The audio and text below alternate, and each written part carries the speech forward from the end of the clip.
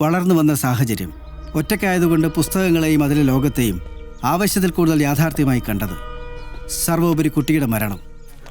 അതിന് കാരണം മനോജാണെന്ന തോന്നൽ. ഭാവനയുടെ ഈ രീതിയിലുള്ള പെരുമാറ്റങ്ങൾക്ക് ഇങ്ങനെ ഒരുപാട് ലെയേഴ്സ് ഉണ്ടാവാം. പക്ഷേ അതൊരു ദിവസം കൊണ്ടുണ്ടായതല്ല, ഒരുപാട് നാളുകൊണ്ട് ഗ്രാജുവലായി രൂപപ്പെട്ടു വന്നതാണ്.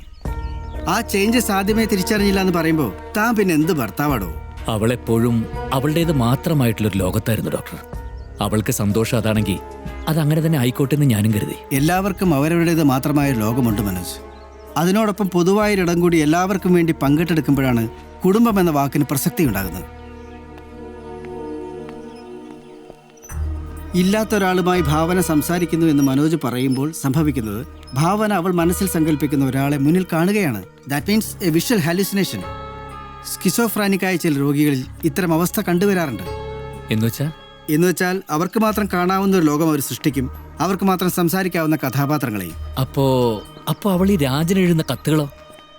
അത് അവളുടെ ഭാവനയിലെ പുരുഷ രൂപത്തിന് വേണ്ടി മനസ്സ് കണ്ടെത്തുന്ന ലോജിക്കൽ സപ്പോർട്ടായി കണക്കാക്കാം. മനോജിനോടുള്ള ദേഷ്യമോ വാശിയോ അല്ലെങ്കിൽ മനോജിനുണ്ടെന്ന് അവർ സംശയിക്കുന്ന മറ്റ് ബന്ധങ്ങളോടുള്ള പകരം വീട്ടിലോ ആയി അതിനെ കണ്ടാൽ മതി. കൂടുതൽ കൃത്യമായൊരു സൊല്യൂഷൻ കണ്ടെത്തണമെങ്കിൽ എനിക്ക് ഭാവനയുമായൊരു കൺസൾട്ടേഷൻ വേണം.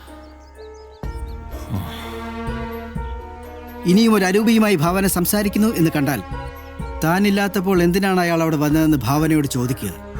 Let's see how she reacts.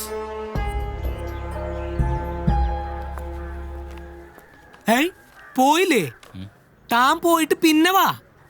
രാജ ഇവിടെ ഇങ്ങനെ കാത്തു നിന്നിട്ട് ഒരു കാര്യമില്ല. എപ്പോഴാ വരാൻ പറ്റാന്ന് അറിയില്ല എന്ന് സാർ ഇപ്പൊ ഫോൺ ചെയ്ത് പറഞ്ഞോളൂ. എന്തിനാ വെറുതെ ബുദ്ധിമുട്ടിക്കണത്? ഞാൻ എന്റെ സ്വന്തം കാലം നിൽക്കുന്നതിന് സാറിന് എന്തൊരു ബുദ്ധിമുട്ടുള്ളത്? സാറിന്റെ പണി നോക്ക് സാറേ. ഇത് വലിയ കുരിശല്ലേ ഇപ്പോ. അയാൾ അവിടെ നിന്നോട്ടെ പ്രിയ. പ്രീതി, ഇയാളെ എങ്ങനെയെങ്കിലും ഇവിടുന്ന് പറഞ്ഞു വിടാനാ സാർ പറഞ്ഞത്. ചിലപ്പോ ഫീസ് കിട്ടാണ്ടാവും. അപ്പൊ പിടിച്ചു നിർത്തുവല്ലേ വേണ്ടത്? ഇപ്പൊ അങ്ങനെ പറഞ്ഞത്. ദേ സാറ് വരുന്നു, നേരിട്ട് ചോദിച്ചു.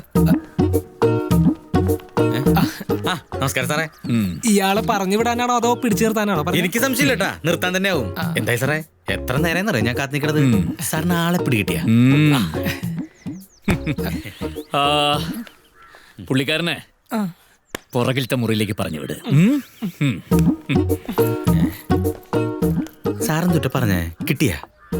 കിട്ടി.